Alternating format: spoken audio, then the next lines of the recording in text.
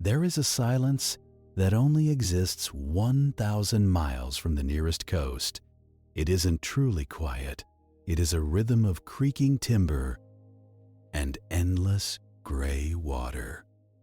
You are safe where you are, warm and dry, but I want you to imagine a ship sailing perfectly on the horizon.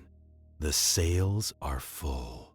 The wheel turns gently with the tide, but if you were to step on board, you would find nothing but empty cabins and a meal left half-eaten on the table. Tonight, we are opening the damp files of the Mary Celeste and the ghost ships that followed her.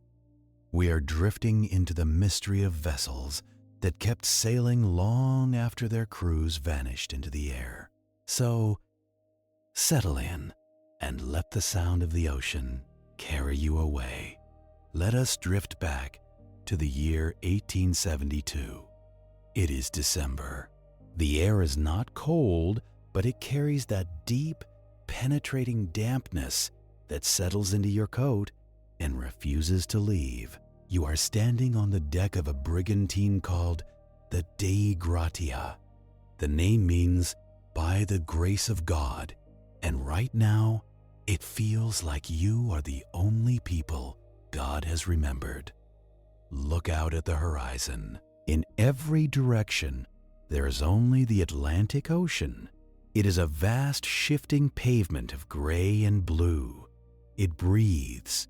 You can feel the deck rising and falling beneath your feet. A slow, hypnotic rhythm that has been your entire world for weeks. There is no land. There are no birds. There is just the sound of the wind snapping the canvas sails above your head and the hiss of water breaking against the wooden hull. It is a lonely place to be. When you are this far out, the world of cities and telegraphs and newspapers ceases to exist. There is only the watch schedule, 4 hours on, 4 hours off. Sleep, eat, watch the water, repeat. It is boring. It is monotonous. And that is exactly how a sailor wants it to be. Excitement at sea usually means a storm, or a fire, or a collision. Boredom is safe. Boredom is survival. But today, the boredom breaks, not with a bang, but with a speck. You are standing near the wheel, watching the helmsman adjust his grip on the polished wood. He nods toward the distance. About 5 miles off the port bow, something breaks the perfect line of the horizon. At first, it is just a smudge, a flaw in the painting. But as the Dei Gratia cuts through the waves, the smudge resolves into a shape. It is another ship in the middle of the ocean. Seeing another ship should be a moment of relief.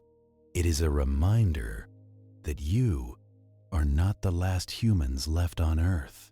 You should be waving, you should be signaling, but you don't. You just watch because something is wrong. You can feel it before you can see it. Sailors know how a ship is supposed to move. A ship under command rides the waves with intention. It leans into the wind. It corrects itself. But this ship, this stranger on the water, is moving like a drunkard. It yaws. It drifts. It catches the wind and then spills it, lurching awkwardly to one side and then the other. Captain Morehouse steps up beside you. He lifts his spyglass, the brass cold against his eye. He doesn't say anything for a long time. The wind whistles through the rigging, a lonely, high-pitched sound. "She is a brigantine," he says finally. "Like us." He adjusts the focus. You can see him squinting, trying to make sense of the geometry of sails and ropes miles away. "Shorten sail," he mutters. But she's yawing. Nobody is at the wheel. He hands the glass to you. You lift it. The circle of vision bobs with the motion of your own ship. blue water, gray sky, blue water, and then there she is. The vessel is ghost white against the dark water. Her name is painted clearly on the stern, the Mary Celeste. She is American, and she looks tired. You can see that her jib and foretopmast staysail are set, pulling her forward in fits and starts, but the other sails are furled or hanging loose. Ropes are trailing over the side, dragging in the water like dead snakes. The mainstaysail is lying across the deckhouse, loose and untied. It flaps lazily in the breeze. A slow, rhythmic snap. Snap, snap. There is no one on deck. The wheel is unmanned. It spins freely, caught by the whims of the rudder and the waves. There is no lookout in the crow's nest. There is no officer pacing the quarterdeck. There is just the ship and the ocean and the silence. Captain Morehouse orders a signal flags to be run up. It is the universal language of the sea, a polite request for a conversation. Do you need assistance? The colorful flags snap in the wind. You wait. You watch the Mary Celeste, waiting for a figure to appear, waiting for a flag to rise in response. Minute after minute ticks by. The ocean rolls on, indifferent. The Mary Celeste does not answer. She just keeps lurching forward, awkward and blind, cutting a jagged path through the water. It is a specific kind of eerie. If the ship were sinking, if it were on fire, there would be panic. There would be action. But this is just absence. It is like walking into a room where a conversation has just stopped, but no one is there to tell you what they were saying. The captain gives the order to close in. The Dei Gratia shifts her course. The timber groans as the rudder bites into the water. You are hunting a ghost now. As you get closer, the details become sharper and sadder. The Mary Celeste is not a wreck. She looks solid. She looks seaworthy. She is just messy. And in the strict, disciplined world of 19th century sailing, a messy ship is a scream for help. You are close enough now to hail her. The captain cups his hands around his mouth. Ahoy, Mary Celeste! His voice carries over the water, thin and small, against the vastness of the Atlantic.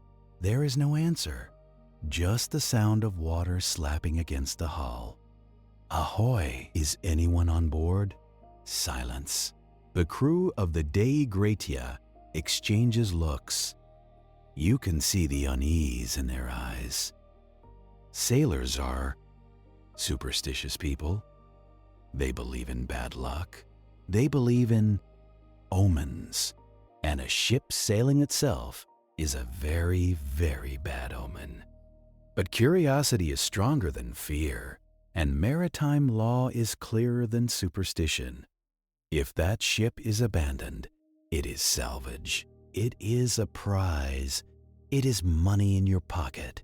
Lower the boat, the captain says. You watch as the small rowboat is swung out over the side. The pulleys squeal, a sharp metal sound that cuts through the wind. The boat hits the water with a splash. 3 men climb down. Oliver DeVoe, the first mate, is in charge. He is a practical man, a big man. He doesn't believe in ghosts. He believes in cargo and navigation. You are not in the boat, but let's imagine you are. Let's shift your perspective. You are sitting in the stern of the small wooden rowboat. The water is much closer now. It looks darker, deeper. It smells of salt and cold decay. The oars dip into the water with a rhythmic chunk swish. Chunk swish. You look back at the Dei Gratia. It looks safe. It looks like home. Then you look forward at the Mary Celeste. She is looming above you, a wall of wet wood and peeling paint. As you get closer, the silence of the mystery ship seems to get louder. It presses against your ears. The rowboat bumps against the side of the Mary Celeste. The wood makes a hollow thud. It echoes. Oliver DeVoe stands up. He reaches for the chain plates, the iron fittings on the side of the hull. He pulls himself up. He is heavy, deliberate. He swings a leg over the rail and steps onto the deck. He pauses. He listens. You follow him up. You climb over the rail and your boots hit the deck. The first thing you notice is the sound of the ship itself. Without a crew to tend to it, a ship makes different noises. Blocks bang against masts. Ropes chafe against wood. The wheel creaks as it turns aimlessly. It sounds like a house settling at night, but constant and loud. You look around. The deck is wet, but not awash. There is no blood. There are no signs of a struggle. It is just empty. You walk toward the wheel. It is spinning loosely. You put your hand on it to stop it. The wood is smooth, worn down by the hands of a helmsman who is no longer here.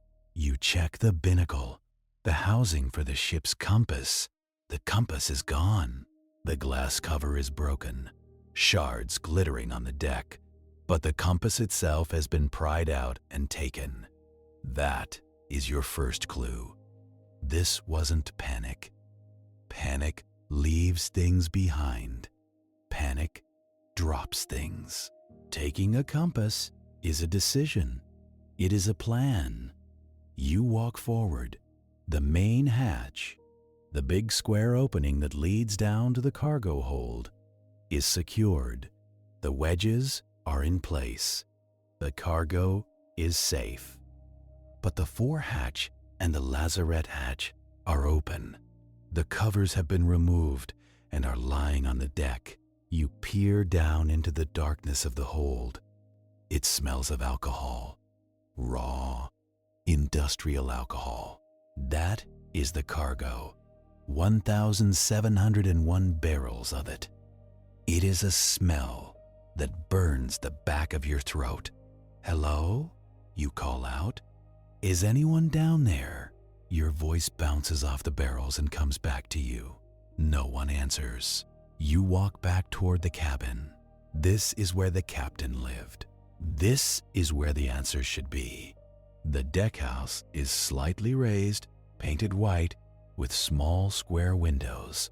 The windows are boarded up with canvas and wood, battened down against the storms.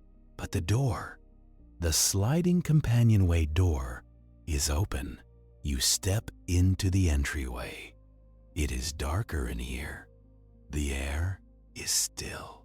It smells of damp wool and old paper. You step down into the main cabin. You have heard stories, perhaps, about this moment. You might have heard that there was a meal still warm on the table. You might have heard that there was a chicken roasting in the oven, or cups of tea that were still steaming.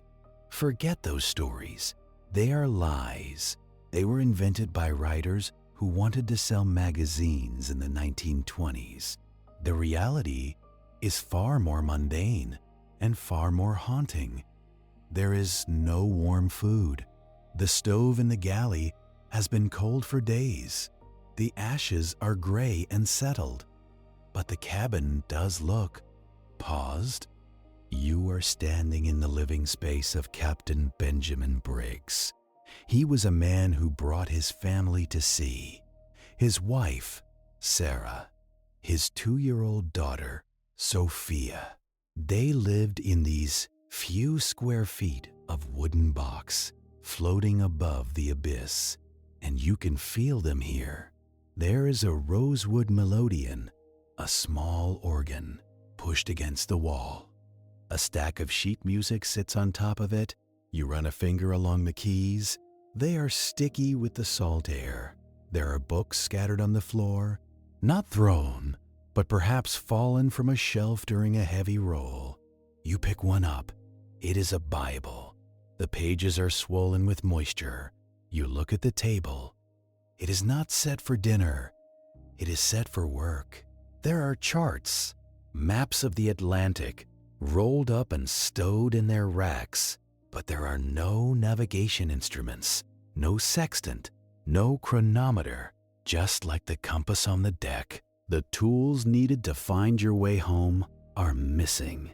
You walk into the captain's sleeping quarters. The bed is a mess. The sheets are tossed aside, and they are soaking wet. Not from blood, but from water. The skylight above the bed is open. Why would a captain leave his skylight open in December on the North Atlantic? It doesn't make sense. The ocean has washed in, soaking the mattress, soaking the floor. On the floor, near the foot of the bed, you see something that makes your breath catch in your throat. It is a toy, a small wooden block, and near it, a doll. It stares up at the ceiling with painted eyes. This is the detail that hurts. This is the detail that turns a maritime mystery into a tragedy. A sailor missing is one thing. Sailors accept the risk, but a child, a 2-year-old girl who played with this doll while her father steered the ship, you leave the toy where it is. It feels wrong to touch it. You move to the first mate's cabin. It is tidy. His logbook is on the desk. This is the voice of the ship. This is the record. You open it. The paper is stiff. The handwriting is neat, precise, the hand of a man who took his job seriously. You turn to the last entry. You expect to see a scrawl of panic. You expect to read about a sea monster, or a pirate attack, or a mutiny, but you don't. The date is November 25th, 8 a.m. The entry gives the ship's position. It notes the wind direction. It notes the weather. That is it. November 25th. Today is December 4th. For 10 days, this ship has been sailing alone. For 10 days, the Mary Celeste has been a ghost. You close the logbook. The silence in the cabin feels heavier now. You can hear the water sloshing in the bilge below the floorboards. Slosh, thud. Slosh, thud. You go back up to the deck. The fresh air hits your face, but it doesn't make you feel better. You walk to the rail. You are looking for the lifeboat. Every ship carries a lifeboat. It is the exit strategy. It is the last resort. You walk to the stern, near the wheel. You look at the davits, the iron cranes that hold the boat. They are empty, but they aren't just empty. A rope is tied to one of the davits, a heavy, thick line. It trails over the stern, disappearing into the white wake of the water. You pull on it. It is slack. It is easy to pull. You haul it in, hand over hand, wet hemp rasping against your palms. You pull until the end comes up out of the water. It is frayed. It hasn't been cut. It has snapped. You stare at the frayed end of the rope, and slowly, a picture begins to form in your mind. A picture of what might have happened 10 days ago. The lifeboat was launched. We know that because it is gone. The compass and the sextant were taken. We know that because they are gone. The crew, the captain, his wife, and his daughter. They all got into that small boat. They didn't run away in a panic. They took the time to grab the navigation tools. They took the ship's papers, but they were in a hurry. They left the pipes on the table. They left the oilskins, the rain gear, hanging on the hooks, and then they did something fatal. They tied the lifeboat to the main ship with this rope. They wanted to tow behind it. Maybe they thought the ship was about to explode. Maybe they thought it was sinking. They wanted to be safe in the small boat, but close enough to climb back aboard if they were wrong. But the ocean is strong, and a small boat is heavy.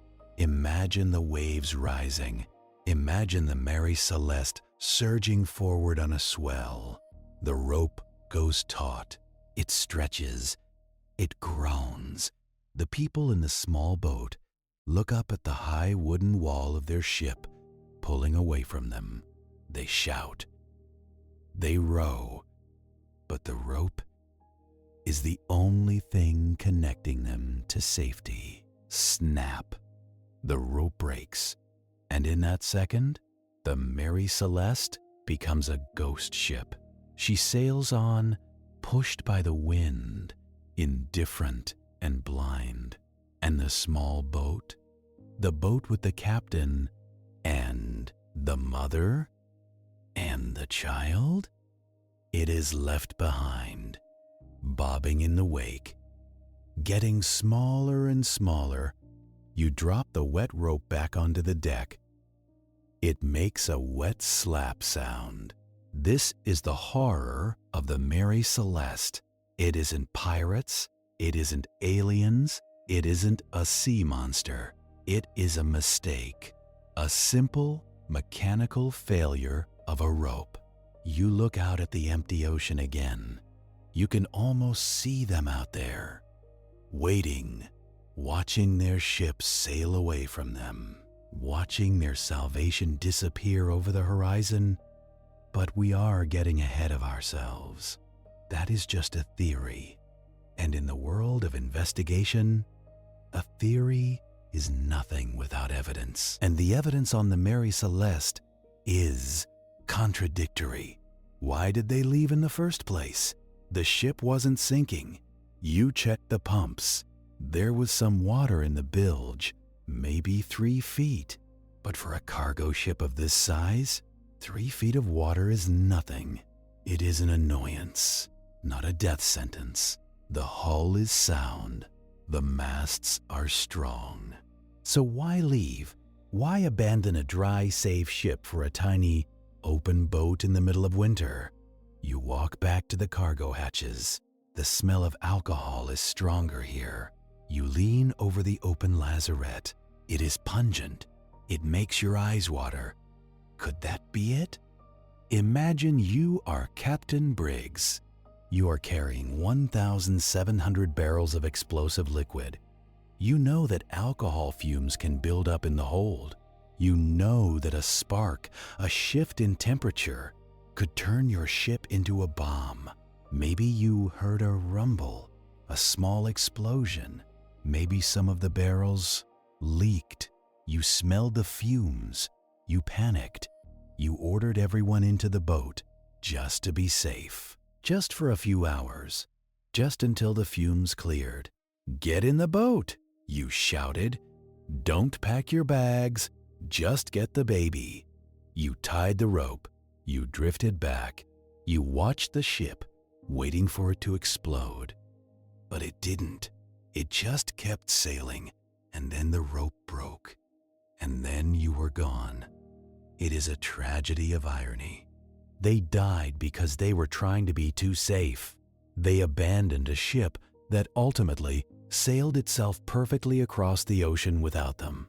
But let's not solve the case just yet, because when the Dei Gratia towed the Mary Celeste into Gibraltar, the world didn't want a tragedy. The world wanted a scandal. We are moving now from the cold ocean to the warm, stuffy courtrooms of Gibraltar. It is a different kind of torture, the torture of bureaucracy. You are sitting on a hard wooden bench in the Vice Admiralty Court. The air is thick with cigar smoke and suspicion. The man in charge is Frederick Solly Flood. He is the Attorney General of Gibraltar. He is a man with a magnificent mustache and a very small imagination. He looks at the crew of the Dei Gratia. He looks at you. He doesn't see heroes who salvaged a lost ship. he sees criminals. It is impossible, Solly Flood says, pacing back and forth. It is impossible for a ship to be abandoned so completely without violence. He wants a murder. He wants pirates.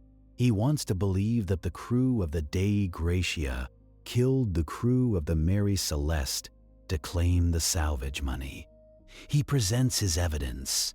"Look at the bow of the ship," he thunders. "There are cuts in the wood. Someone tried to carve the name off the vessel to hide its identity. You look at the photos. The cuts are there, but they are jagged.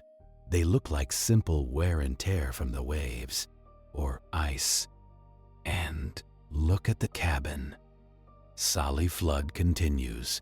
"We found a sword, an old military sword under the captain's bed, and on the blade, stains, red stains." The courtroom gasps. Red stains on a sword. It is the smoking gun. It is the proof of a massacre. But you, the weary detective, you know that reality is rarely that dramatic. They take the sword to a chemist. They test the stains. They wait. The world waits. The newspapers print wild stories about mutiny and drunken rages. They say the crew got into the alcohol cargo and went mad.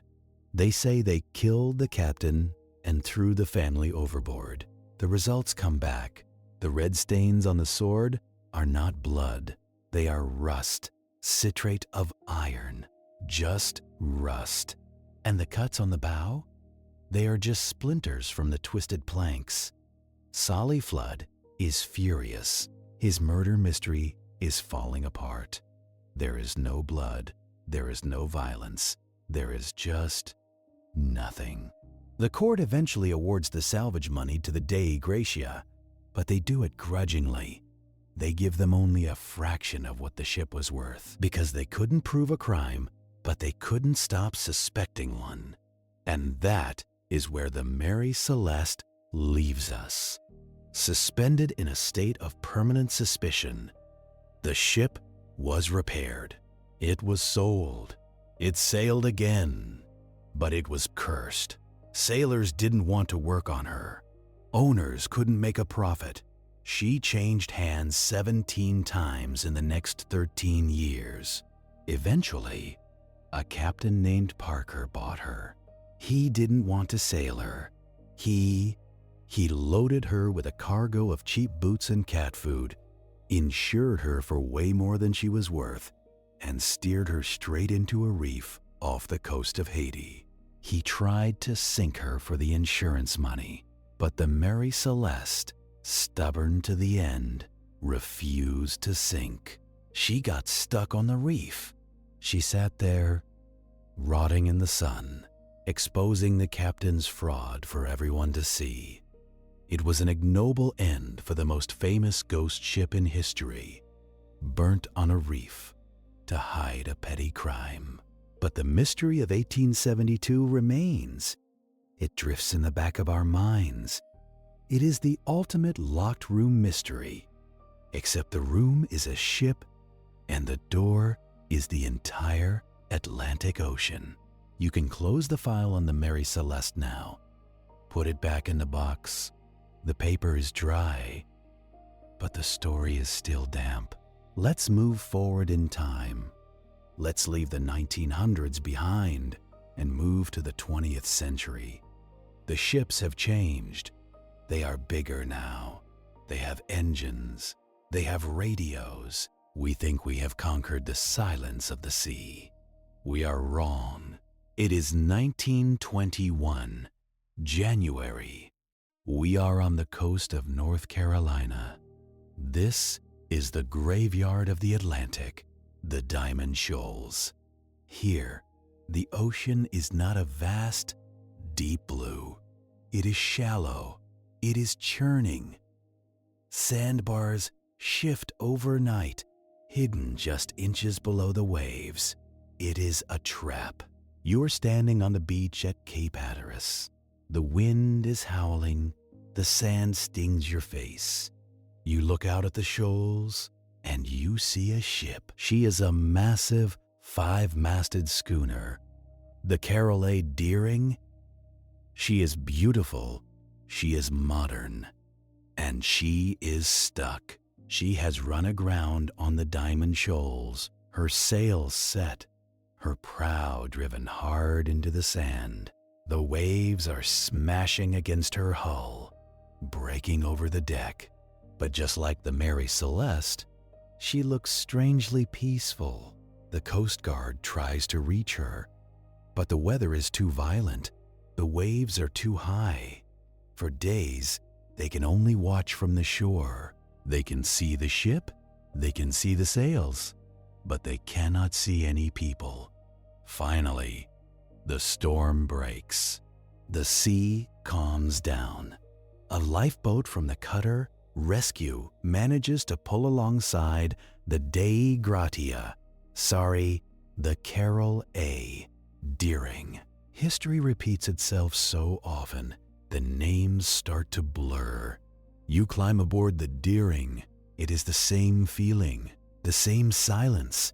The sails are set, but no one is steering. The distress signals are unlit. The 2 red lights that signify ship not under command are stowed away in a locker. You walk to the galley. Food is set out on the stove. Ribs, pea soup, coffee. It isn't rotten yet. It was prepared recently.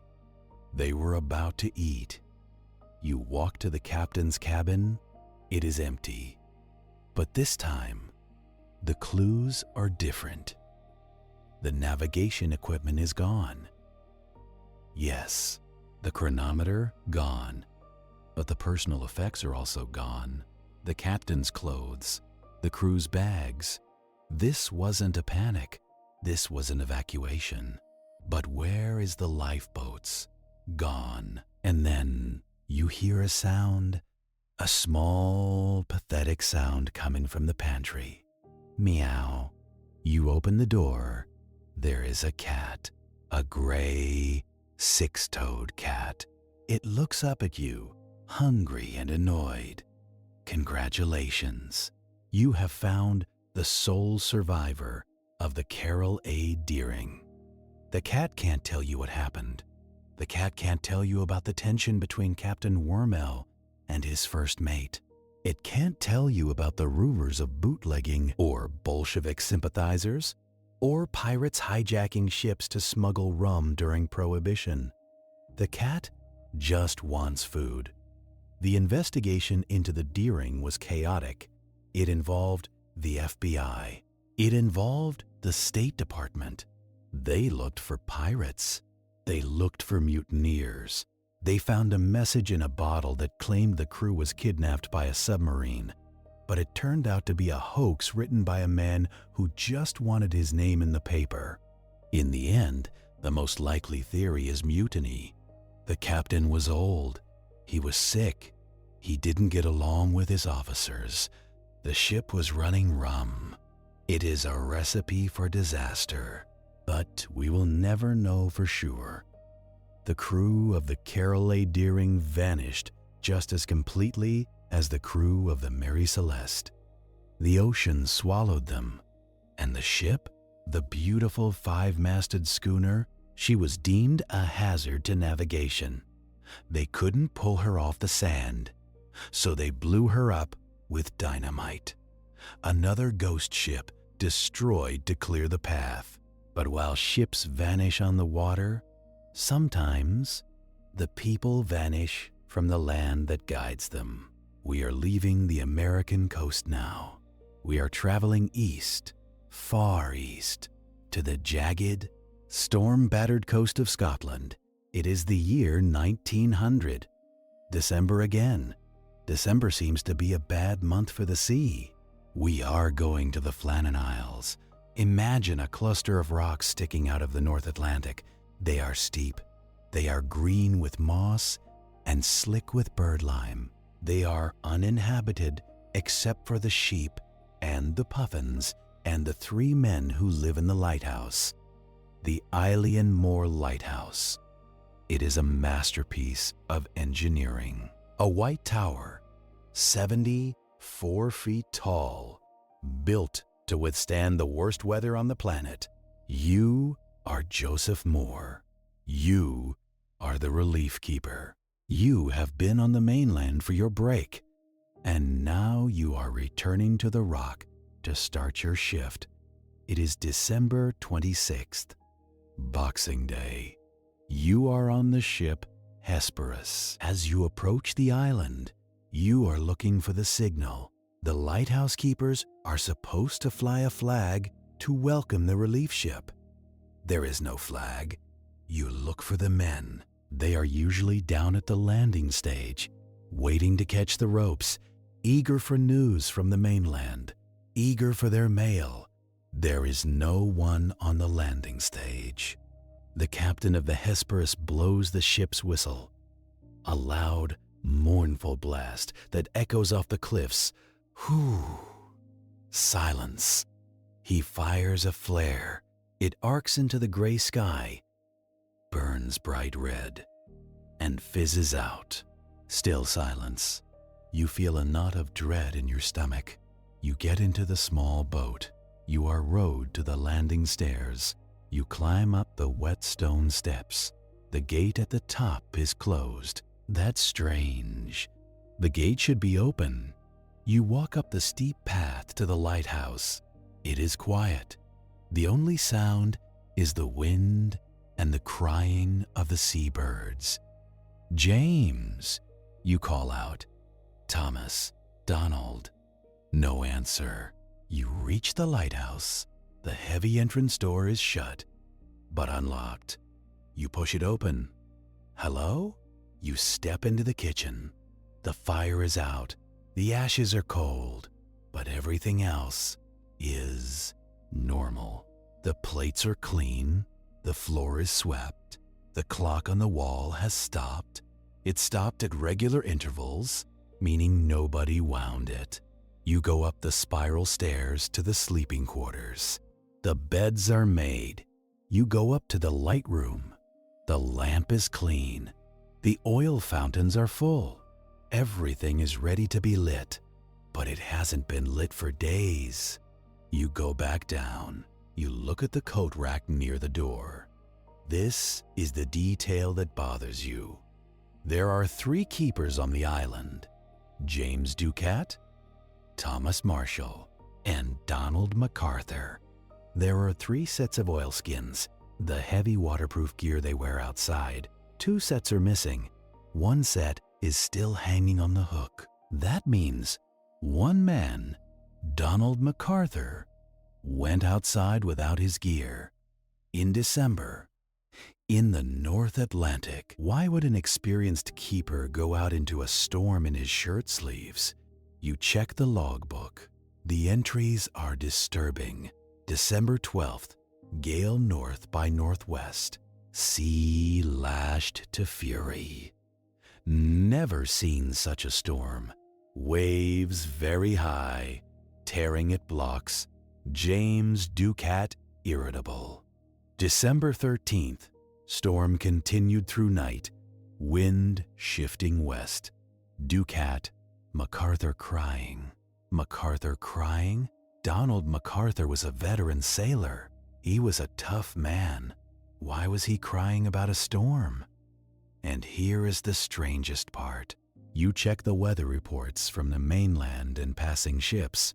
On December 12th and 13th, the weather around the Flannan Isles was calm. There was no storm. The logbook describes a hurricane that didn't exist.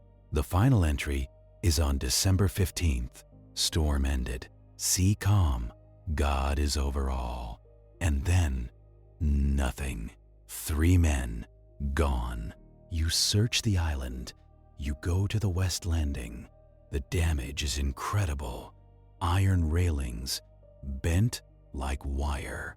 A stone block weighing a ton, displaced. It looks like a giant wave hit the island. A rogue wave. The theory is simple. 2 men went down to secure the gear at the landing during a storm. They got into trouble. The third man, MacArthur, saw them from the lighthouse. He panicked. He ran out to help them, forgetting his coat, and then the sea took them all. One massive wave, sweeping the rock clean. But the logbook remains, the phantom storm, the crying men, the calm sea that wasn't calm. It suggests something psychological. It suggests that the isolation got to them, the stone walls, the endless noise of the wind. Maybe the silence of the ocean is dangerous, but the noise of the ocean can be worse. It can drive you mad. Stone walls or wooden hulls, the result is the same. Silence where there should be life. Let's drift further now to a warmer place, the South Pacific. It is 1955. The water is turquoise. The air is sweet with tropical flowers. Ideally, this should be a paradise. But we are looking for the MV Joyita. She is a merchant vessel, 70 feet long. She is known as the Unsinkable Joyita because her hull is lined with cork. Even if she fills with water, she cannot sink. She will float like a buoy. She leaves Samoa in October, carrying 25 passengers and crew and a cargo of timber and medical supplies. She is supposed to arrive in the Tokelau Islands 2 days later.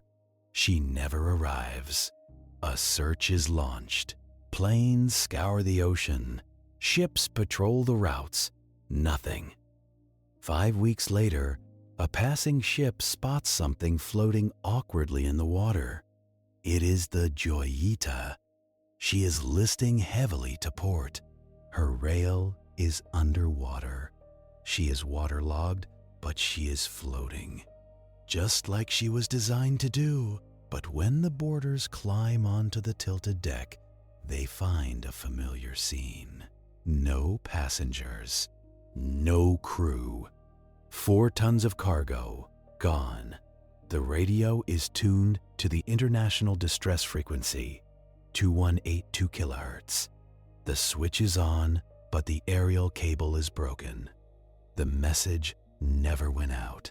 The clocks are stopped at 10:25, and once again, the mystery of the missing lifeboat.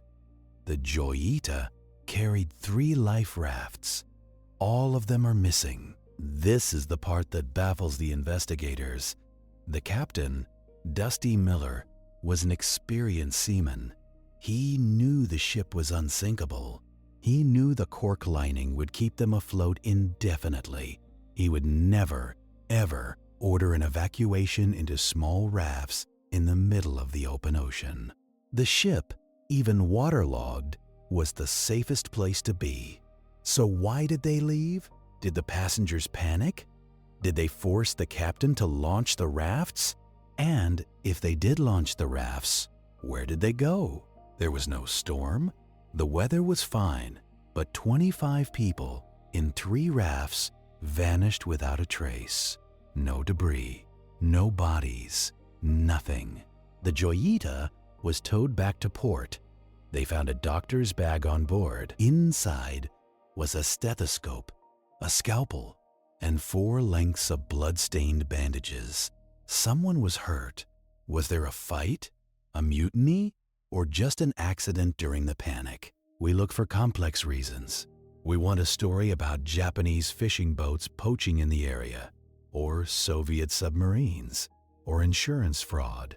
But often the answer is just the indifferent vastness of the sea. Maybe the captain was injured. Maybe he couldn't stop the passengers from panicking. Maybe they launched the rafts and the current took them away. And then, in the cruelest twist of all, the unsinkable ship just stayed there, floating safely, while the people who abandoned her drifted into oblivion. There is a psychology to the void, a reason why these stories haunt us, but also why they relax us. Think about it. In our daily lives, Everything is loud, everything is connected, phones ring, notifications ping. We are constantly explaining ourselves. We are constantly observed. But a ghost ship, it is the ultimate escape. It is a place where the human noise has been turned off. Imagine the Mary Celeste again, sailing alone for 10 days. There are no arguments in the cabin. There are no bills to pay. There is no news to read. There is just the wood, the canvas, the wind, the water. The ship becomes a part of nature. It moves with the rhythm of the planet. It is not fighting the ocean anymore.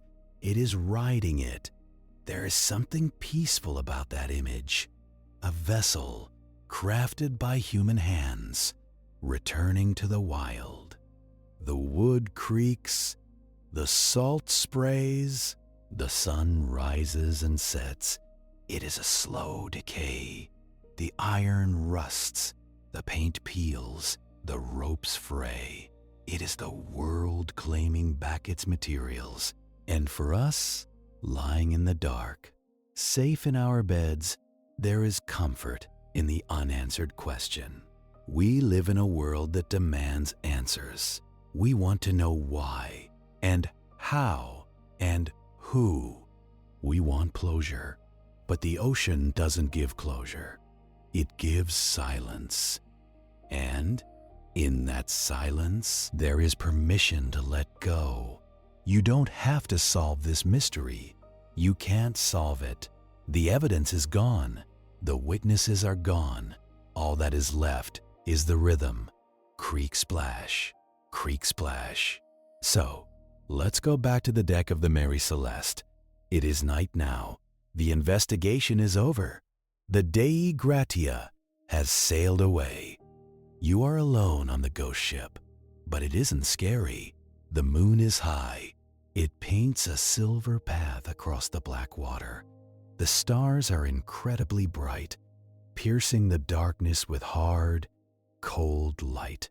You sit on the cabin roof. The ship rolls gently, a slow, comforting rocking motion, like a cradle. You listen to the water rushing past the hull. It sounds like white noise. Shh, you are safe here. You are drifting.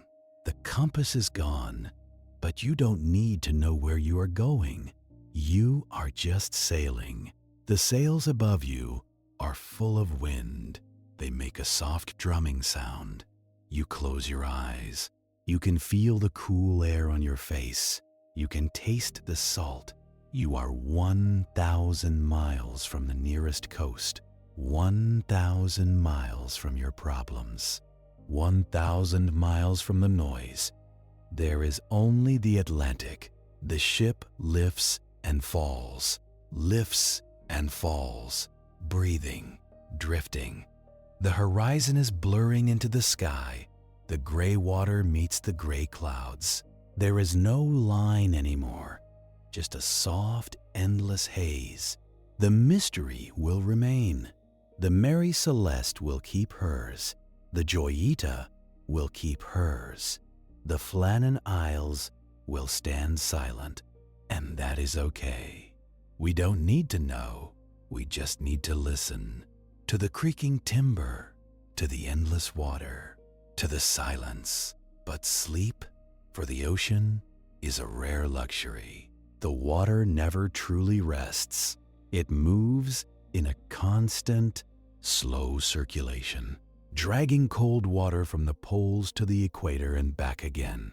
It is a circulatory system of the planet, indifferent to the tiny wooden and steel shells we float upon it.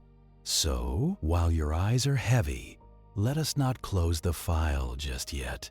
The night is long, and the Atlantic is not the only place where ships go to die, or worse, to live forever. Let us shift our gaze. We are leaving the temperate waters of the Atlantic. We are moving north, far north, to the roof of the world. Imagine the cold, not the damp chill of December in Gibraltar, but a hard, crystalline cold, that freezes the moisture in your nose the moment you step outside. It is 1931. We are in the Beaufort Sea, off the northern coast of Alaska. This is the domain of the SS Beichimo. She is a steamer, a tough, steel-hulled vessel owned by the Hudson's Bay Company. She is a workhorse. She isn't designed for luxury. She is designed to push through the ice packs, delivering supplies to the remote fur trading posts and collecting pelts to bring back to Vancouver. You are standing on the deck. It is October 1st. The sky is a flat, bruising purple. The sun dips below the horizon and barely bothers to come back up.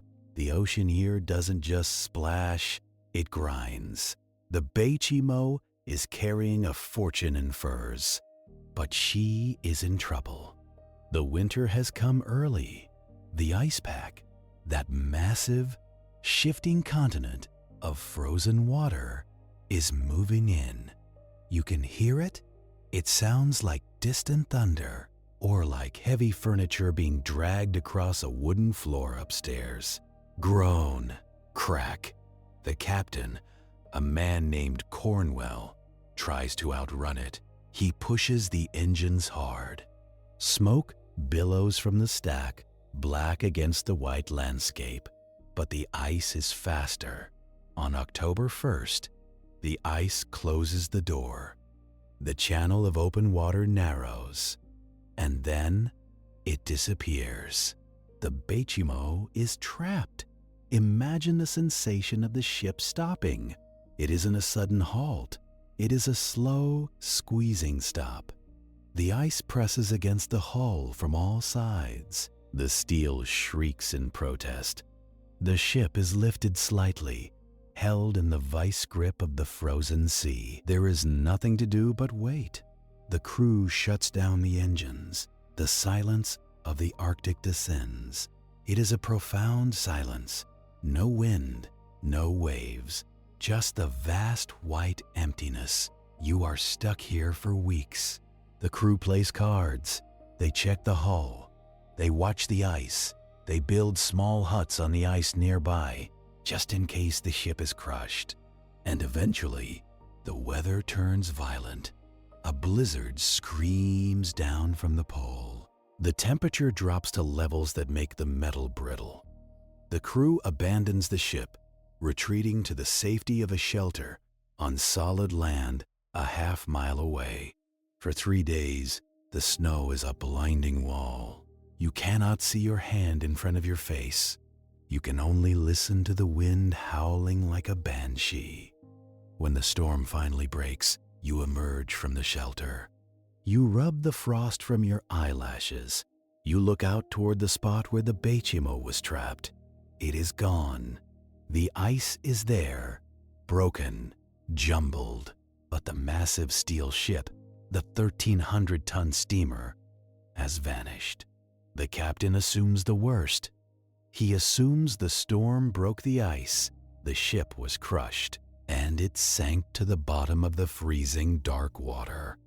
He marks it as a loss. The crew packs up, they trek back to civilization. The Beichimo is written off. But you know where this is going, because you know that the ocean loves a paradox. A week later, an Inuit hunter arrives at the trading post. He is confused. He asks about the big smoking ship.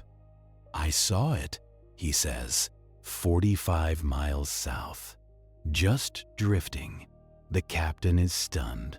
He gathers a team. They take dog sleds. They race across the ice. And there, amidst the jagged ridges of the pack, is the Beichimo. She is listing slightly. She is covered in rime ice, looking like a wedding cake left out in the rain. But she is afloat. She hasn't sunk. She has just moved. The captain climbs aboard. The furs are still in the hold. The engine room is cold. He realizes he cannot salvage her. The ice is too thick to tow her out, and the winter is only just beginning. So he makes a choice that will birth a legend. He takes the most valuable furs, he takes the ship's instruments, and he leaves. He leaves the Bechimo alone in the ice. He assumes that when the spring thaw comes, she will sink, or the next storm will finish her off. He leaves her to die, but the Bechimo refuses to die. This is where the story shifts from a salvage operation to a ghost story. The Bechimo becomes the Flying Dutchman of the Arctic. For the next 38 years, she is seen. She doesn't sink, she drifts. Imagine being an explorer in 1933, 2 years after she was abandoned. You are caught in a storm. You look out through the sleet and you see a ship, rusty, silent, appearing out of the fog like a memory. You hail her. No answer. You board her. This is a different experience than the Mary Celeste. The Mary Celeste felt like the people had just left. The Bechimo feels like the world has ended. The deck is covered in snow. The ropes are frozen into stiff, awkward shapes. The door to the cabins is drifted shut. You have to kick the snow away to get in. Inside, it is a time capsule. The calendars on the wall are still from 1931. The logbook on the desk is frozen solid. There are tins of food in the pantry, rusting through, leaking their contents onto the shelves. It is peaceful in a desolate way. The ship has become part of the geography. People try to salvage her. In 1939, a Captain Hugh Polson spots her. He manages to board. He gets a tow line attached. He thinks he is going to be rich. He thinks he has tamed the ghost. But the Arctic is jealous. The ice moves in. It snaps the tow line like a thread. The Bechimo drifts away into the mist, silent and stubborn. She is seen again in 1945. Then, 1953. In 1962, a group of Inuits see her drifting near the coast. She is looking bad now. 30 years of winters have taken their toll. The paint is gone. The wood is gray. The steel is red with rust. She looks like a skeleton. The last confirmed sighting is in 1969. 38 years after she was abandoned, a man sees her stuck in the pack ice of the Chukchi Sea, and then she is gone. Did she finally sink? Did the hull finally give way, letting the freezing water rush into the hold, dragging the furs and the secrets down to the bottom? Probably, but no wreckage has ever been found. No oil slick, no debris. For all we know, she is still out there, a ghost of steel and ice, drifting in the white darkness where no one goes. There is something strangely comforting about the Bechimo. She didn't need a crew. She didn't need coal. She just needed the ice. She existed on her own terms, sailing a slow, endless voyage nowhere. Now, let us thaw out. The cold is seeping into our bones. Let us travel south to the heat, to the humidity, to the heavy, thick air of the Malacca Strait. It is 1947. The war is over, but the ocean is still full of its debris. Mines, wrecks, secrets. The water here is different. It is warm. It teems with life. Phosphorescent plankton glow in the wake of ships. The air smells of spice and diesel and rot. We are tuning our radio. We are listening to the static krrr, krrr. And then a voice cuts through. It is a Morse code message. Frantic, uneven. It is being picked up by 2 American ships, the City of Baltimore and the Silver Star. The message claims to be from a Dutch freighter, the SS Orang Medan. The name means man from Medan. The dots and dashes come in a burst. The radio operator on the Silver Star writes them down, his pencil scratching across the paper. S.O.S. All officers, including captain, are dead, lying in chart room and bridge, possibly whole crew dead. Then a pause, a long string of gibberish dots, like a hand shaking on the key. And then 2 final words, I die. Then silence. The Silver Star triangulates the signal. They turn their ship around. They push the engines to full power. They are racing against time. They find the Orang Medan floating in the calm water. The sea is flat as a mirror. The sun is beating down a relentless, tropical glare. There is no smoke. There is no damage to the hull. The ship looks perfect, but there is no movement on deck. The captain of the Silver Star hails the ship. He uses the loudspeaker. He uses the whistle. Nothing. The Orang Medan just bobs gently in the swell. A boarding party is assembled. You are among them. You climb down the ladder into the small boat. The heat is oppressive. Your shirt sticks to your back. The air feels heavy, charged with something you can't name. You row across the gap. The side of the Dutch freighter looms above you. It is rusty, streaked with salt. You climb the ladder. You step onto the deck, and you stop. Because the deck is not empty. It is full of bodies. The crew of the Orang Medan is scattered across the iron plates. They are lying on their backs. Their faces are turned toward the sun, but it is their expressions that freeze the blood in your veins. They are not peaceful. They did not die in their sleep. Their eyes are wide open, staring up at the blinding sky. Their mouths are open, frozen in a silent scream. Their hands are clawing at the air or reaching out towards something that isn't there. There is no blood. There are no bullet holes. There are no knife wounds. They just stopped. You walk toward the bridge. You have to step carefully to avoid the bodies. You see the ship's dog, a terrier. It is dead too. Frozen in mid-snarl, teeth bared at an invisible enemy. You enter the bridge. The captain is there. He is lying on the floor, his face twisted in the same mask of terror. The other officers are piled near the wheel. You find the radio room. The operator is still in his chair. His hand is still on the Morse key. His eyes are wide, staring at the wall. I die. He wasn't lying. The boarding party is spooked. The heat seems to be getting hotter. The air smells strange, chemical. There is a coldness under the heat, a chill that shouldn't be there. We need to tow her, the captain of the Silver Star decides. We can't stay on board. They prepare a tow line. They want to get this ship of death to the nearest port. They want answers. But the Orang Medan has one last secret. As the crew of the Silver Star is working to attach the line, someone yells, "Smoke!"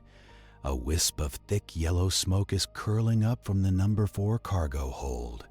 "Get off!" The shout goes up. "Get off now!" The panic is real. The boarding party scrambles back down the ladder.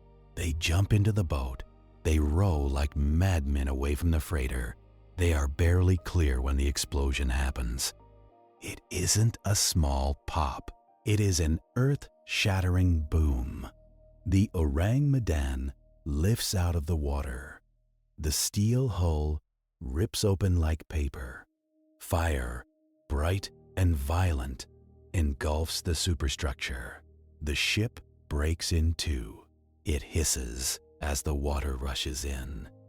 And within minutes, the Orang Medan and her crew of staring statues slides beneath the surface of the Malacca Strait. She is gone. So, what happened? This is where the detective puts down the pen and rubs his temples, because the Orang Medan is a case that sits right on the border of history and folklore. Some people say the ship never existed. They say there are no registration records for a ship by that name.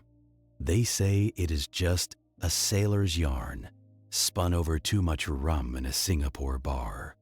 But others point to the shadows of the post-war world. The theory goes like this. The Orang Medan was a smuggler. She wasn't carrying fruit or tin. She was carrying something left over from the dark laboratories of World War II. Nerve gas, or perhaps potassium cyanide, or biological weapons. The cargo was poorly stored. The seawater got into the hold. It reacted with the chemicals. A cloud of invisible, odorless, deadly gas seeped up through the vents. It hit the crew before they knew what was happening. It locked their muscles. It froze their lungs. It killed them in seconds, leaving them staring in horror at the air that was betraying them. And the fire?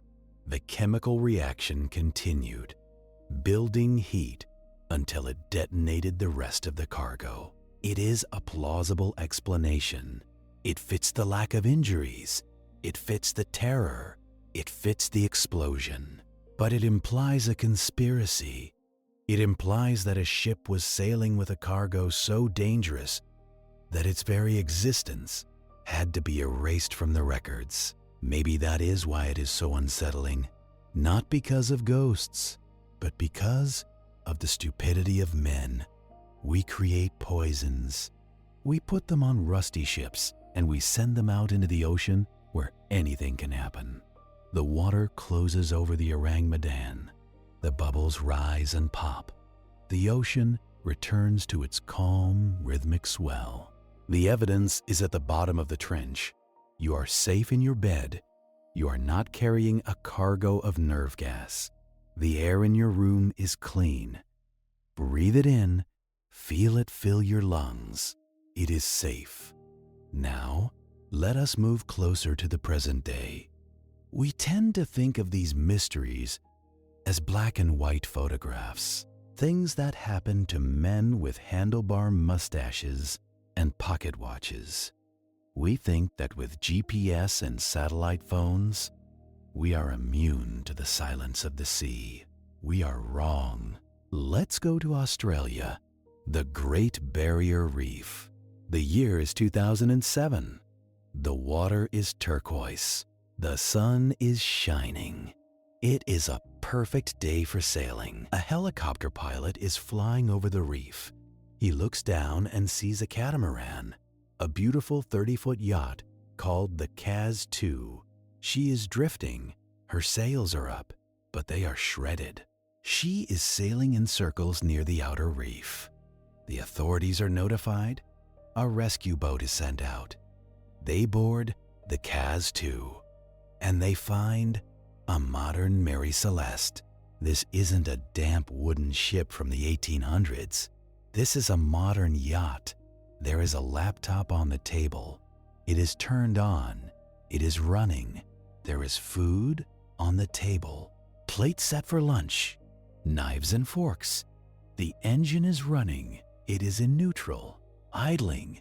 The radio is on. The GPS is working perfectly. Life jackets are still in their storage locker. The emergency beacon, the EP herb, has not been activated.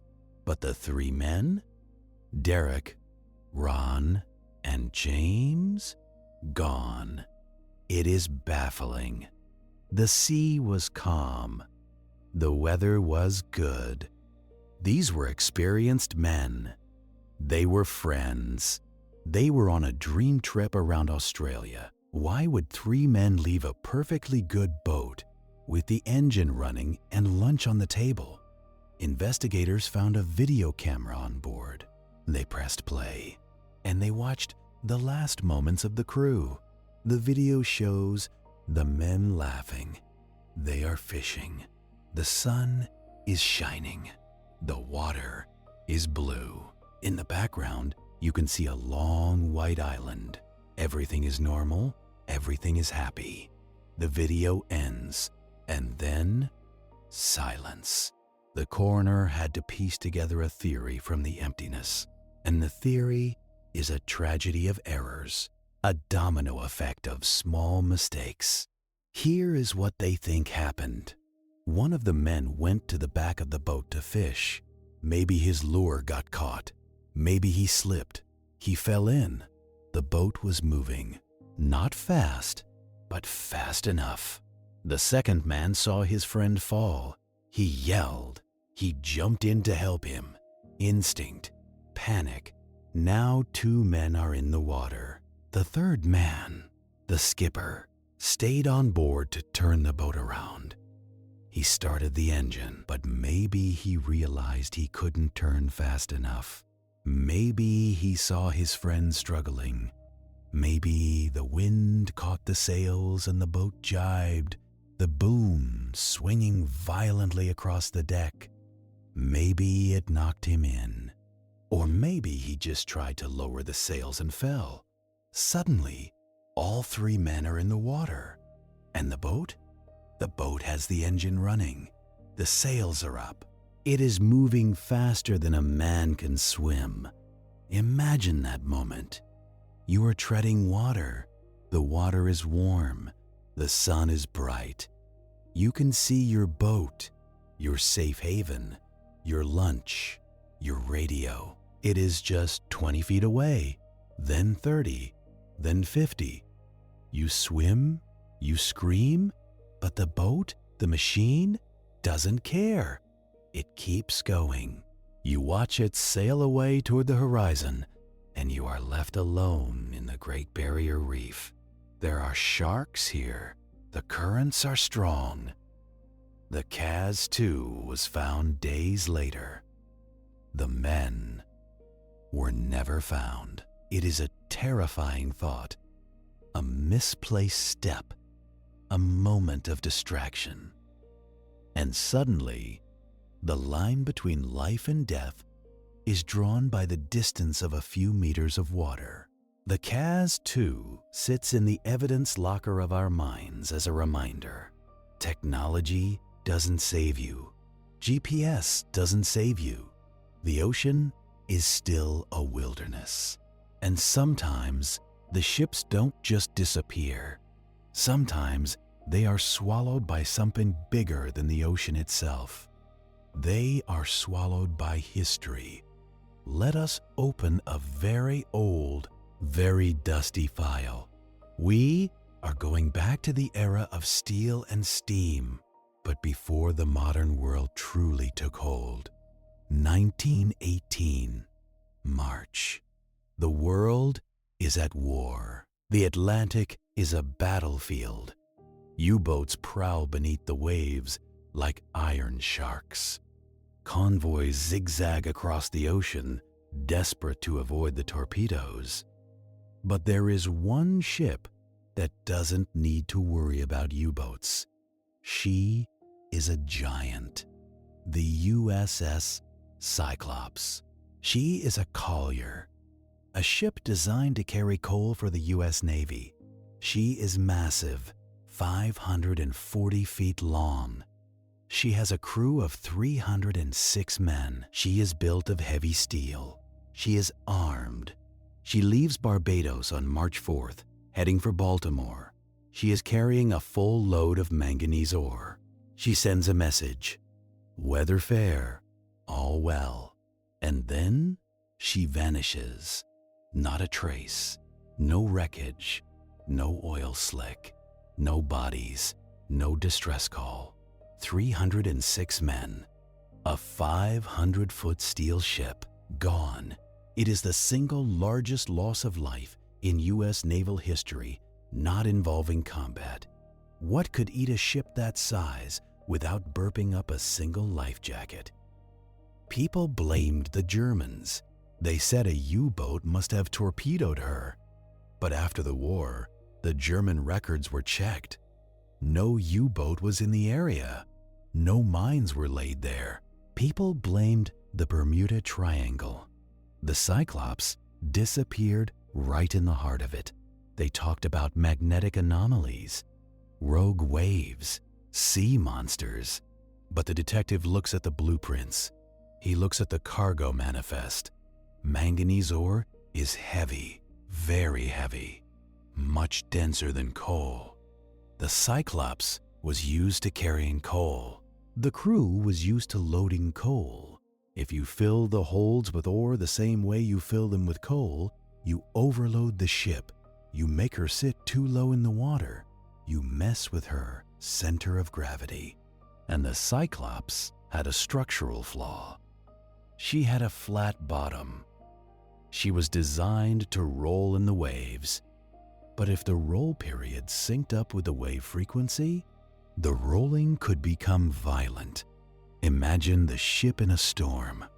A sudden gale hits. The ship rolls to the left. The heavy oar shifts. The ship groans. She rolls back to the right, but not as far. Then to the left again, further this time. Creak. The steel girders along the deck, the spine of the ship, are stressed. And then, snap. The theory is that the Cyclops simply broke in half. The bottom fell out. She didn't sink gracefully. She dropped like a stone. Within seconds, the massive ship was underwater. There was no time for a radio call, no time for lifeboats. The suction of the sinking hull would have pulled everything down with it. It is a sobering thought. A giant of the seas defeated by math, defeated by gravity. The ocean floor is a museum of these mistakes, but sometimes the mystery isn't about what is lost. It is about what is found. Let us drift to the coast of Japan. We are looking for something small, something wooden.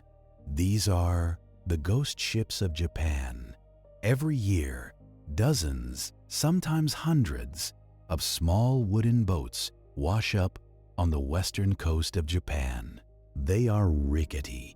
They are covered in barnacles. They look like they are from another century. Inside, there are bodies, sometimes skeletons, sometimes just clothes. They are fishermen from North Korea. Desperate men sent out into the Sea of Japan in boats that are barely seaworthy. They are told to catch squid. They are told to bring back a quota, but they have no GPS. They have no radios. Their engines are old, salvaged from tractors or trucks.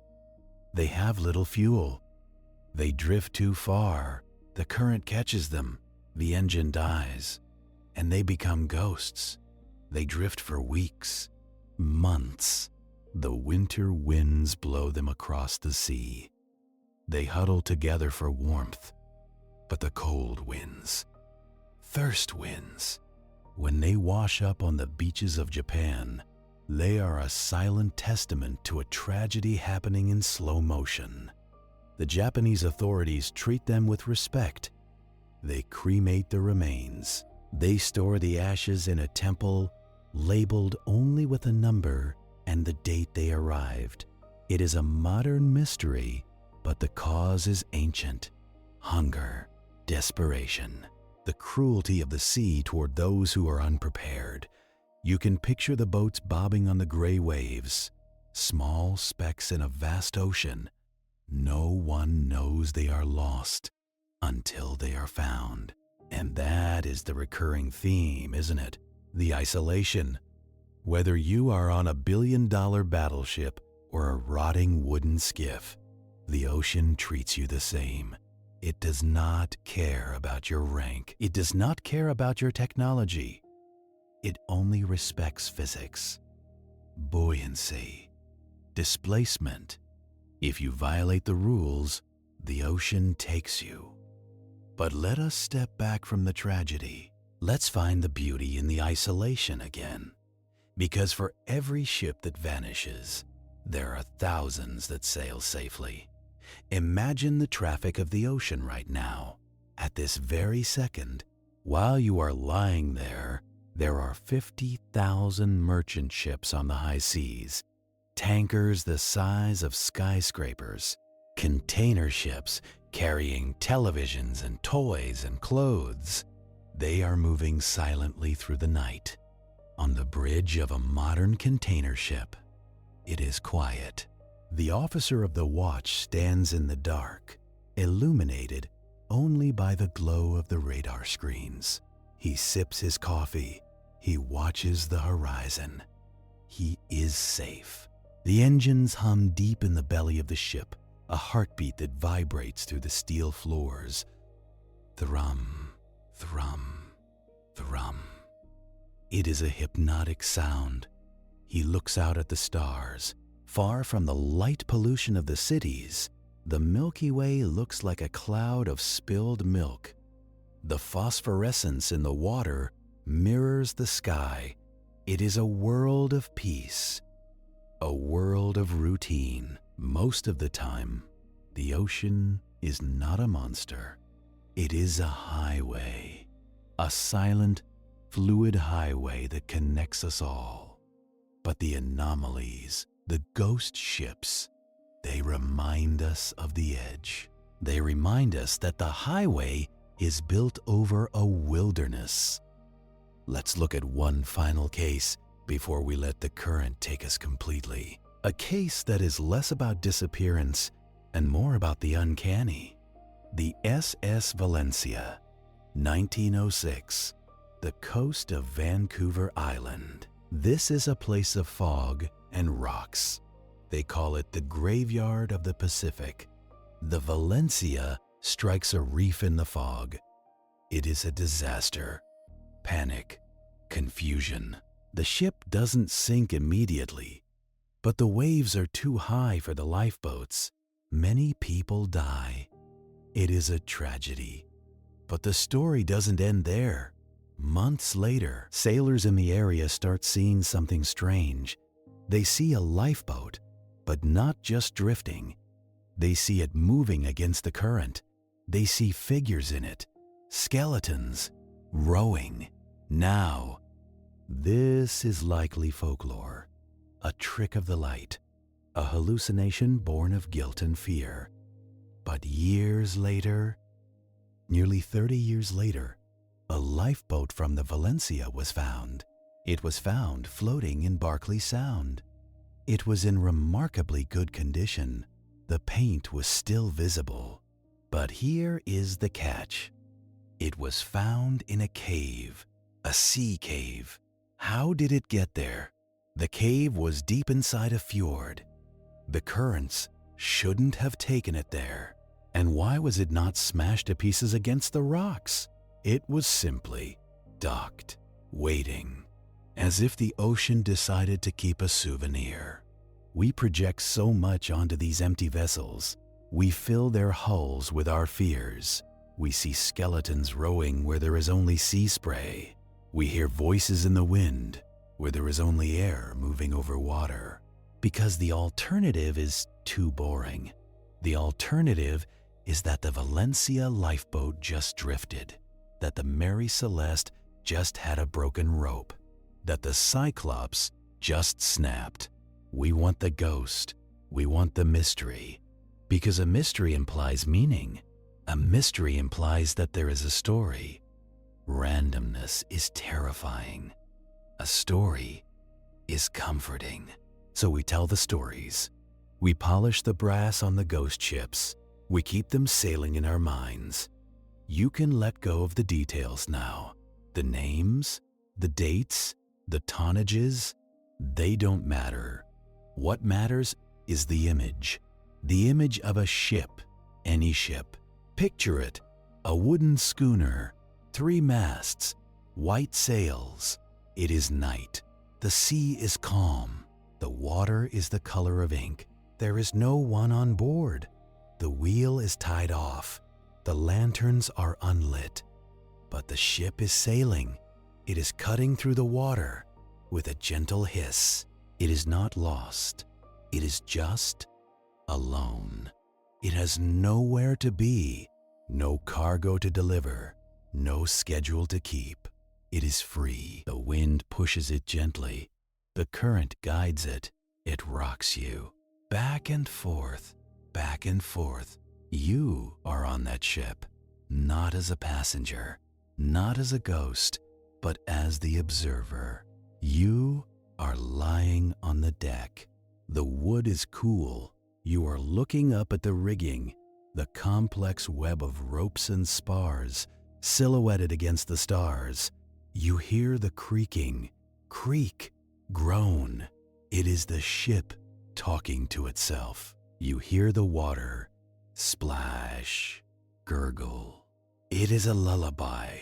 The ocean is vast. It wraps around the world like a blanket, a heavy blue blanket. It holds the Mary Celeste. It holds the Bechimo. It holds the Cyclops. And it holds you, not in the water, but in the rhythm of your breathing, in and out like the tide, rising and falling. The investigation is over. The files are closed. The evidence is put away. The detective turns off the desk lamp. The room goes dark. There are no more questions tonight.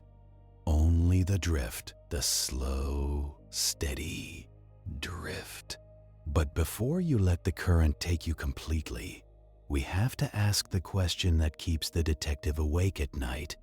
Not the question of who or why, but the question of how. How does a ship sail without a hand on the wheel? It seems impossible. We think of a ship like a car or a bicycle. If you take your hands off the wheel of a car, it crashes. If you stop pedaling a bicycle, it falls. We assume that a vessel needs a master. We assume that the wood and the canvas are lifeless things that require human will to give them purpose. But you are wrong. A ship is not a lifeless object. It is a machine designed to seek balance.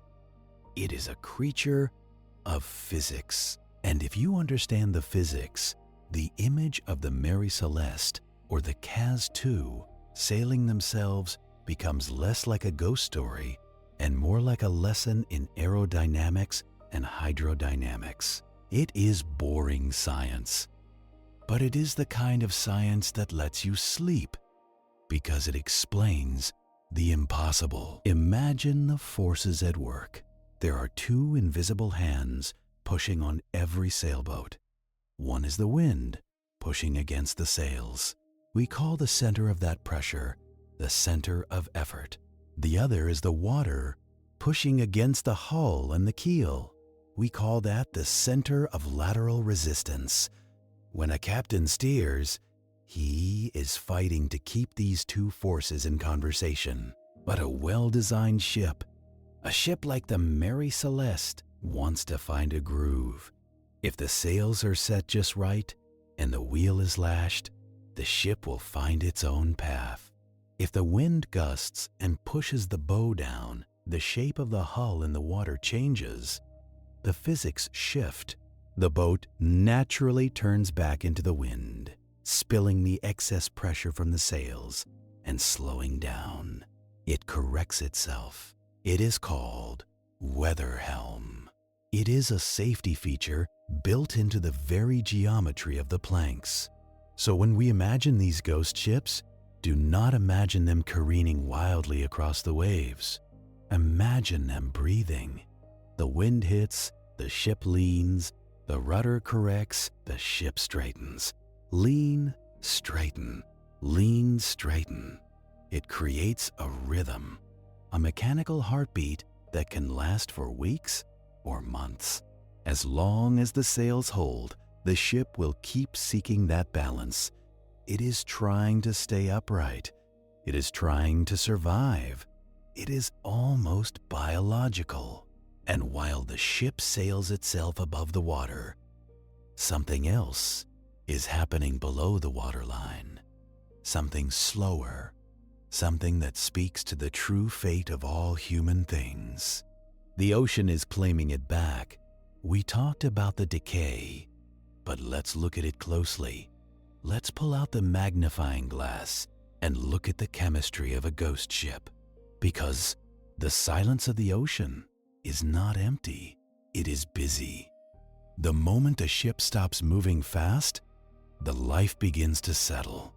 It starts with a slime, a microscopic layer of bacteria that coats the hull. You can't see it, but it is the foundation. It is the invitation. Then come the algae, green hair growing on the red anti-fouling paint. It softens the hard lines of the vessel.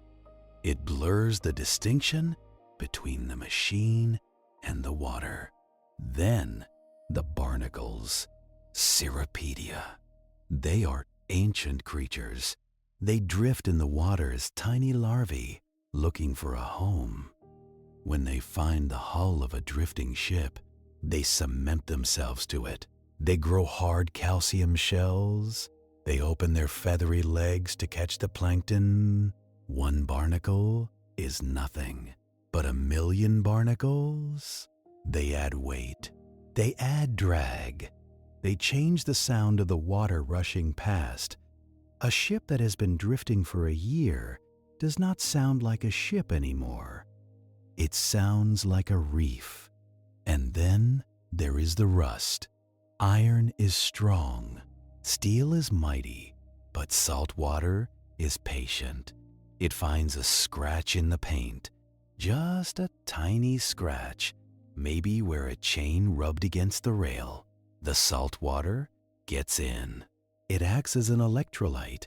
The electrons start to flow. The iron gives up its strength to the oxygen. It bleeds. Great streaks of orange and red run down the side of the white hull. We see it as ugly. We see it as damage. But really, it is just the metal trying to return to the earth.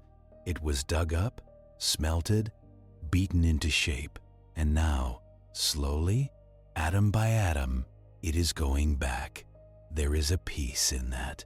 The ghost ship is not resisting. It is surrendering. The wood turns gray. The sun bleaches the lignin, the glue that holds the wood fibers together. The surface becomes fuzzy, soft like velvet. The ropes rot. The canvas sails, battered by the UV radiation, become brittle. Eventually, the wind will blow too hard. The sail will tear. Ooh. It isn't a tragic sound. It is just a release of tension. The sail flaps loosely. The ship slows down. The journey changes from a voyage to a drift. And in that drift, there is plenty of time to think. Plenty of time to examine the most famous cases of psychological drifting. Because sometimes the ship doesn't become a ghost because the crew vanished. Sometimes the ship becomes a ghost because the crew is still there, but their mind has gone. Let us open the file of the Teignmouth Electron. It is 1968. The Golden Globe Race. The first non-stop, single-handed yacht race around the world. This is the ultimate test of solitude. 9 men start the race. They sail out into the Atlantic, knowing they will not see land or a human face for nearly a year. Among them is Donald Crowhurst.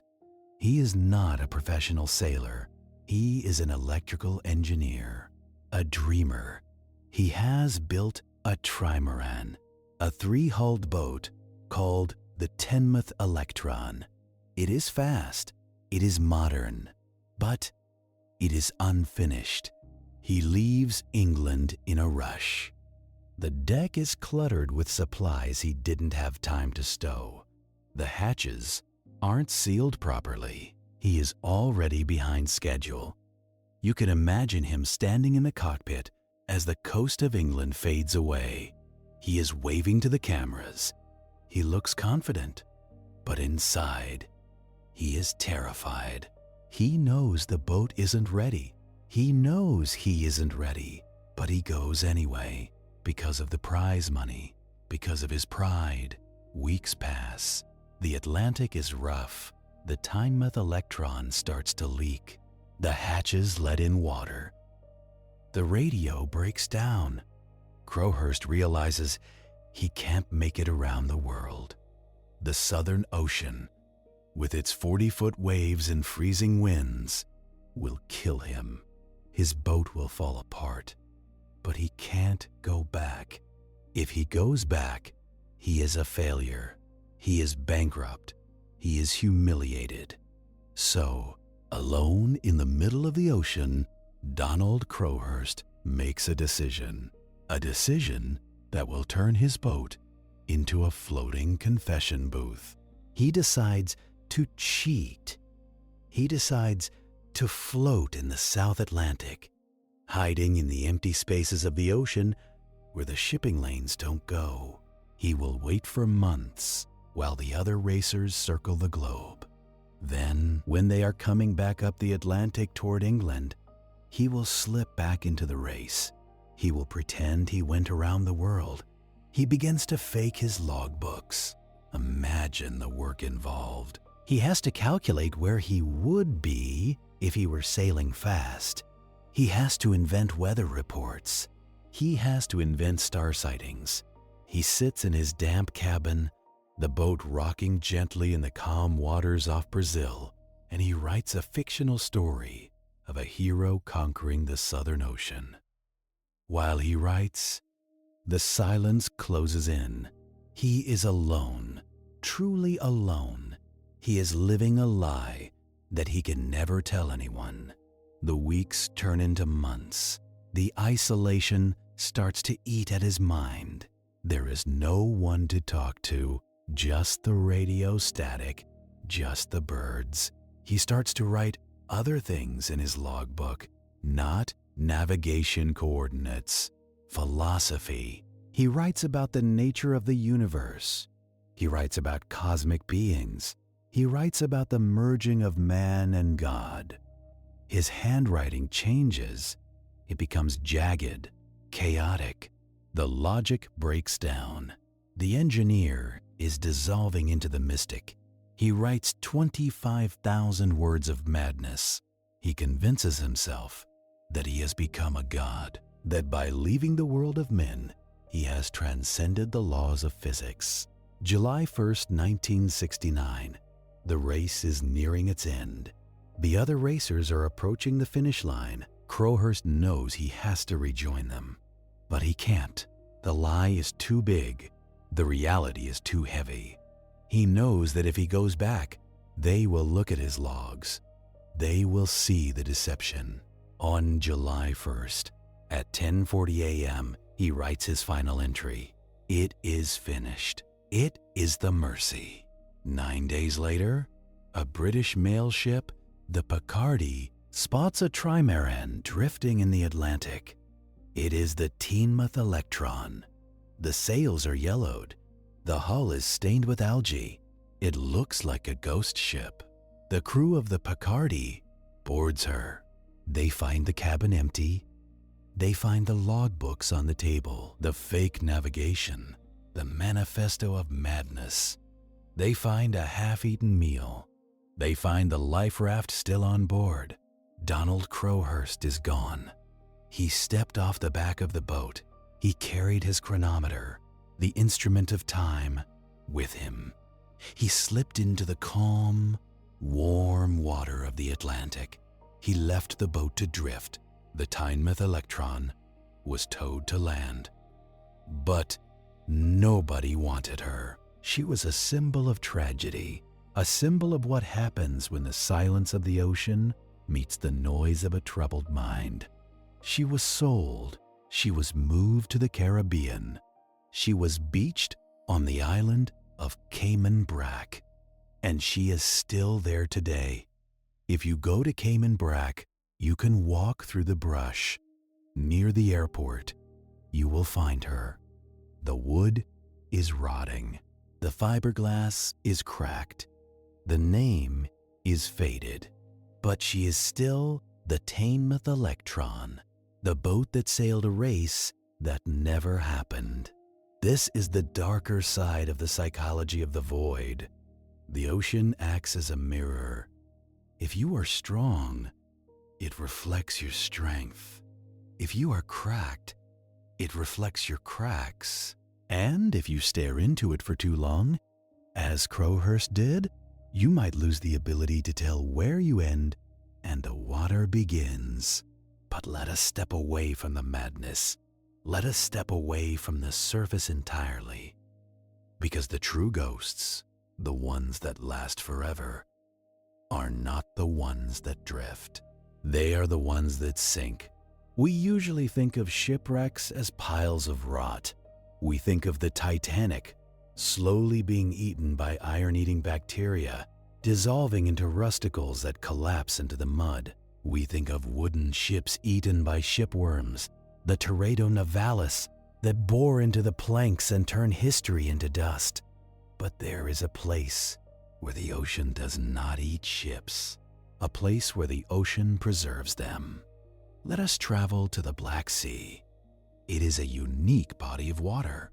It is deep, and the bottom of it is dead. Below a certain depth, about 150 meters, there is no oxygen. The water is anoxic. Without oxygen, the bacteria that eat wood cannot survive. The shipworms cannot survive. It is a sterile black vacuum. In 2016, a team of scientists sent a robot down into this darkness. They were mapping the sea floor. They were looking for geological features. Instead, they found a ghost fleet. Imagine the camera lights slicing through the eternal darkness. The water is clear. There is no sediment clouding the view. The light hits wood. It is a ship, but it doesn't look like a shipwreck. It looks like a ship that has been placed carefully in a museum display case. The mast is standing upright. The rudder is in place. And here is the detail that makes the hair on your arms stand up. The ropes are still there. Ropes made of hemp and fiber. Things that should have rotted away 2,000 years ago. They are draped over the beams, perfectly preserved. You can see the individual twists in the twine. You can see the knots tied by Roman sailors. This is a Roman ship. It sank when the empire was at its height. It has been sitting in the dark, in the silence, for 20 centuries, and it looks like it sank yesterday. The camera glides over the deck. You can see the chisel marks on the beams where the carpenters shaped the wood. You can see the grain of the timber. It is a locked room mystery on a geological scale. The door was locked 2,000 years ago, and no one has opened it since. The crew is gone, dissolved into the water. The cargo is gone, but the shell remains. The scientists found over 40 ships in that dark zone. Ottoman trading vessels, Byzantine galleys, Venetian merchant ships. They are all there. Sleeping, there is a ship they call the Medieval Beauty. It is from the 13th century. It is so well preserved that we know more about its construction than we do about some ships built in the 1900s. We can see the carvings on the stern. We can see the quarterdeck where the captain stood. It is haunting because it defies our understanding of time. Time is supposed to destroy. Time is supposed to erase. But here, in the cold, dark, oxygen-free water, time has stopped. If you were to swim down there, which you can't, but if you could run your hand along the rail. It would feel solid. It wouldn't crumble. You could almost imagine stepping aboard, taking the tiller, sailing the ship through the black water, guided by instruments that haven't been invented yet. These are the true ghost ships. They are not lost. They are just waiting for us to shine a light on them, to acknowledge them, and then to leave them alone again, because that is the rule of the sea. You can look, you can wonder, you can salvage, but eventually the sea takes it back. The sea always wins, but the victory is not malicious. It is just inevitable. Think about the bottom of the ocean, the abyssal plain. It is the largest habitat on Earth, and it is mostly mud, soft, silicate ooze. When a ship finally settles there, it lands softly. A cloud of dust rises and then settles. The silence returns. The ship becomes an island. In the deep ocean, food is scarce. A wooden ship is a feast. A steel ship is a structure. Life comes. Strange life. Tube worms, crabs that are blind, fish that glow in the dark. They move into the cabins. They turn the bridge into a cave. They turn the cargo hold into a nursery. The ghost ship stops being a human tragedy and starts being a biological triumph. It is a nice thought, isn't it? That nothing is wasted, that even our mistakes, our disasters, our lost vessels become something else. They become homes. So, as you lie there, safe and warm, think about the transformation. Think about the Mary Celeste. She isn't sailing anymore. She is part of a reef in Haiti. The coral is growing over her ribs. The fish are swimming through her frames. She is full of life, brighter, more colorful life than she ever saw as a cargo ship. Think about the Beichimo. If she has finally sunk, she is down there in the dark Arctic waters, maybe a Greenland shark, a creature that lives for 400 years, is gliding past her hull right now, slow, ancient, blind. Think about the Titanic. She is disappearing, returning to the iron. Think about the Roman ship in the Black Sea, perfectly still, suspended in the amber of the water. Everything finds a resting place eventually, even the ships that vanish, even the sailors who are lost, even the stories that have no ending. They all settle. They all drift down to the bottom where the water is still and the silence is absolute. There is a comfort in that gravity, a comfort in knowing that the struggle to stay afloat doesn't last forever. Eventually, you can just let go. You can stop fighting the weather helm. You can stop checking the compass. You can stop worrying about the horizon. You can just be like the wood, like the iron, like the water. There is one last story, a small one. It barely made the newspapers. In 2016, a solar-powered houseboat washed up on the coast of Ireland. It was a strange-looking thing, like a caravan floating on a barge. Inside, there was a note. It was written by a Canadian man named Rick Small. He had built the boat to raise awareness for climate change. He planned to sail it from Newfoundland, but he never did. The boat was too slow. It was too awkward, so he gave it away. He left it at a dock. But the ocean, as we know, has a sense of humor. Somehow, the boat broke loose. It drifted. It drifted across the entire Atlantic Ocean, alone. It survived the storms that sink oil tankers. It survived the waves that crush steel. It bobbed. It floated.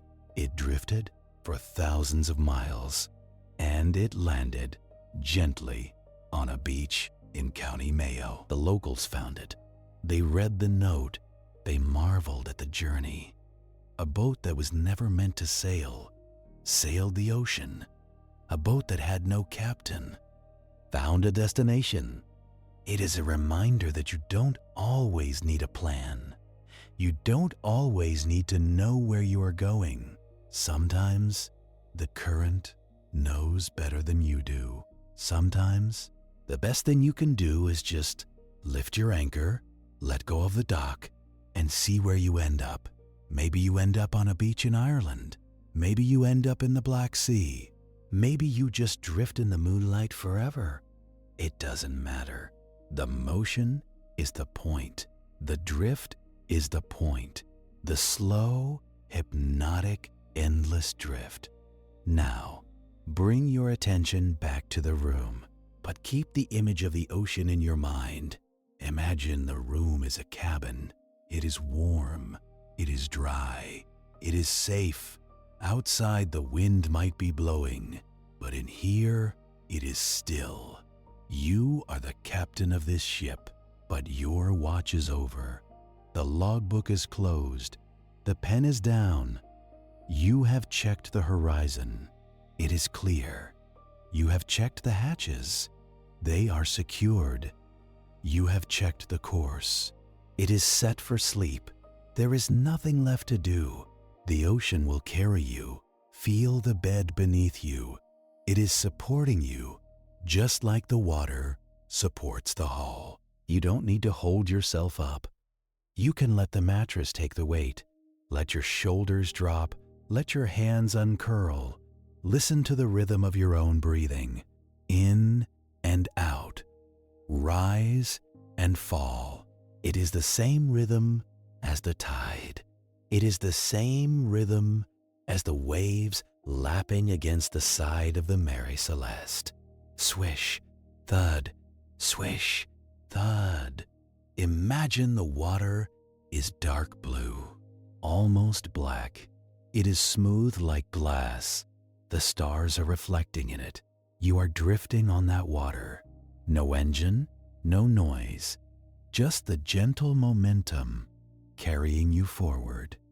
You are passing the Mary Celeste. She is silent, peaceful. You are passing the Bechimo. She is white and still. You are passing the Roman ships deep below you, sleeping in the dark. They are all part of the night now, and so are you. The detective is tired. The case files are heavy. We can put them down. We don't need to solve anything tonight. We don't need to find the missing crews. We don't need to understand the rust or the physics. We just need to drift. Drift away from the shore. Drift away from the lights. Drift into the deep, quiet center of the ocean, where there are no questions, only silence, only sleep. The water is calm. The night is long. And the ship is safe. Good night. But perhaps the anchor has not quite caught the bottom yet. Perhaps the silence is still too loud and you are still staring up at the darkness of your ceiling, waiting for the final weight of sleep to pull you down. So, let us open one last chart. Let us steer away from the coast entirely, away from the shipping lanes, and into the places where the ocean stops moving.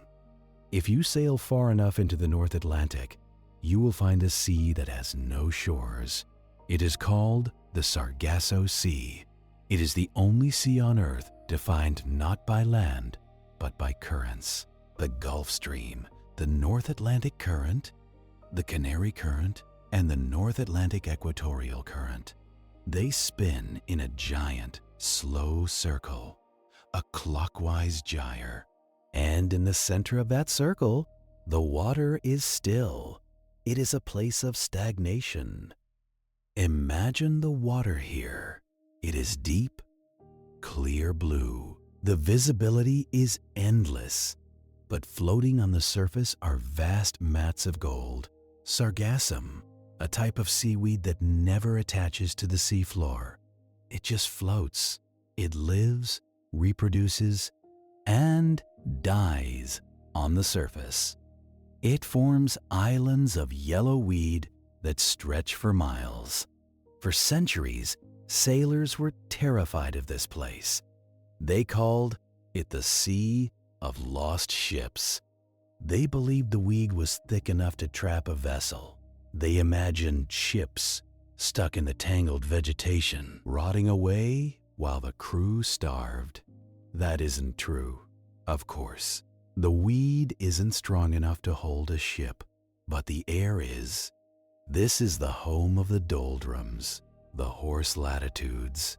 The wind here simply stops. Imagine you are a sailor in the 1700s. You have provisions for 6 weeks. You hit the Sargasso Sea.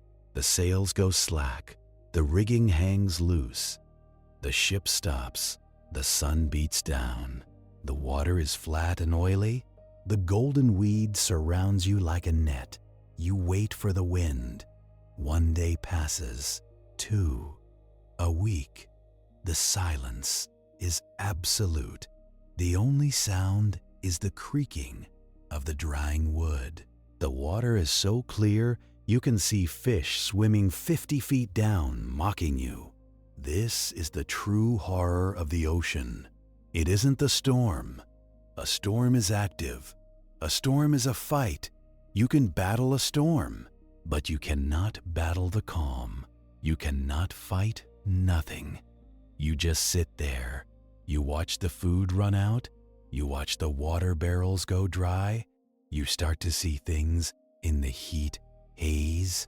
It is said that this is why they are called the horse latitudes, because when the water ran low, the ships carrying horses to the New World had to lighten their load to save water. They pushed the animals overboard. Imagine the surreal horror of that scene. The stillness, the golden weed, and the splashes. It creates a heavy atmosphere, a feeling of time thickening. The Sargasso Sea is a trap of physics. It collects everything: the seaweed, the plastic, the lost buoys, and the silence. It holds them in the center of the ocean, rotating slowly, forever.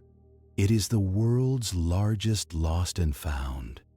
But there is a place even lonelier than the Sargasso, a place that makes the Mary Celeste look like a crowded city street. Let us set our final course for the South Pacific. Latitude 48 degrees, 52.6 minutes south. Longitude 123 degrees, 23.6 minutes west. This is Point Nemo, the oceanic pole of inaccessibility. This is the precise point on the globe that is farthest from any land. If you were floating here in your life jacket, the nearest human beings to you would not be on Earth. They would be in the International Space Station, orbiting 250 miles above your head. The nearest land is Ducie Island, 1,600 miles away. And nobody lives there? It is the geographical definition of nowhere. The water here is deeply, profoundly lonely. The currents block nutrients from entering the area. There is very little food. There are no fish, no sharks, no whales. Even the biological life of the ocean avoids this place. It is a desert of water, but it has a secret. Point Nemo is not just a point on a map. It is a graveyard, but not for ships. It is a graveyard for the sky. Because it is so remote, space agencies use Point Nemo as the dumping ground for dead spacecraft. When a satellite runs out of fuel or a space station reaches the end of its life, they deorbit it here. They aim for the silence. Imagine the scene. It is night at Point Nemo. The ocean is black and empty. There is no sound but the wind. Suddenly, high above, a streak of fire tears the sky open. It is a cargo ship, but a cargo ship of the stars. The Jules Verne ATV, or the Mir space station. It hits the atmosphere. It breaks apart. Molten metal rains down. Flaming debris trails across the stars like a meteor shower made of titanium and aluminum. It crashes into the sea. Hiss, splash, and then silence returns. Hundreds of satellites are down there. The Soviet space station Mir is down there. Massive chunks of twisted metal lying in the eternal darkness, 2 miles deep. They traveled at 17,000 miles per hour. They saw the curve of the Earth. They saw the sun rise 16 times a day. And now they are resting in the soft mud of the South Pacific. It is the ultimate meeting of the two voids, the void of space and the void of the ocean. There is something strangely poetic about it. The things that flew the highest end up sinking the deepest. They return to the water. They join the Roman ships. They join the Titanic. They join the Bechimo. The ocean takes them all. It doesn't discriminate between a wooden plank from the year 0 and a solar panel from the year 2000. It wraps them in cold. It covers them in pressure. It gives them peace. And that is where we will leave it.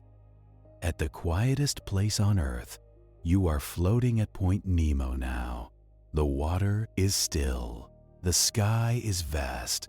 There is no land for 1,000 miles in any direction. There are no people. There are no demands. You are simply a speck in the center of the blue universe. The detective has closed the file. The investigation is truly over. There are no more clues to find. The story of the Mary Celeste, the Joyita, the Cyclops, they are just ripples, small waves that have already flattened out. Now there is only the depth. Feel the depth beneath you. Miles of quiet water. Feel the support. You don't have to navigate. You don't have to steer. The currents have stopped. You are in the doldrums now, but it is not a trap. It is a sanctuary. It is a place where nothing happens. And that is exactly what you need. Nothing.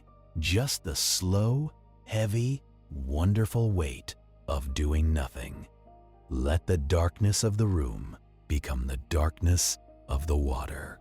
Let the silence of the house become the silence of the ocean. You are safe